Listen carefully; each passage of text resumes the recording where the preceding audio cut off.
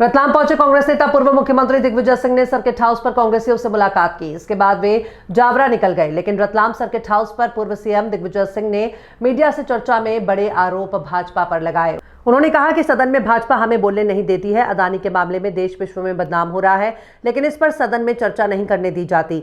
वहीं धक्का मुक्की मामले पर कहा कि भाजपा खुद आपस में धक्का मुक्की कर रही थी, उसी दौरान उनके सांसद गिरे, लेकिन भाजपा कांग्रेस पर आरोप लगा रही है, बल्कि ये सब नौटंकी की पूरी स्क्रिप्ट भाजपा की है। वहीं चाइना लहसुन को लेकर कहा कि चाइना का लहसुन भारत में प्रतिबंधित है, लेकिन बावजूद इसके अफगानिस्तान के रास्ते स्मगलिंग हो रही है। किसान पकड़ रहे हैं, लेकिन कार्रवाई नहीं हो रही है। इसके अलावा मध्य प्रदेश में कारों में पकड़े जा रहे सोने को लेकर भी भाजपा पर गंभीर आरोप लग रहे हैं और कहा कि ईडी और सीआईडी भाजपा के मुख्यमंत्री विधायकों के यहां रेड करे तो सब पता चल जाएगा किसने कितना खाया है।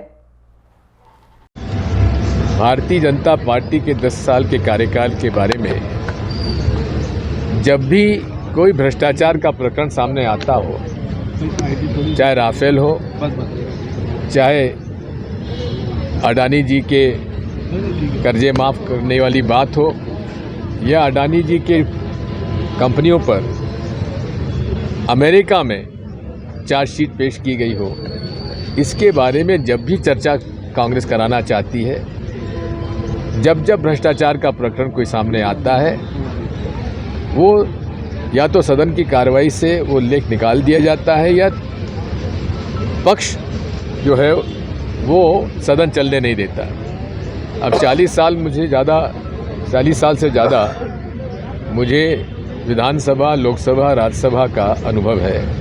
हमने विपक्ष को तो सदन को नहीं चलने के लिए प्रयास करते हुए देखा है, सदन में नारेबाजी करते देखा है, लेकिन पहली बार सरकार की तरफ से सदन के अंदर सांसद लोग नारेबाजी करके भ्रष्टाचार पे चर्चा न हो, उसको लेकर सदन की कार्रवाई नहीं चलने दे रहे हैं। और इस सदन में इस सत्र में भी ऐसा हुआ।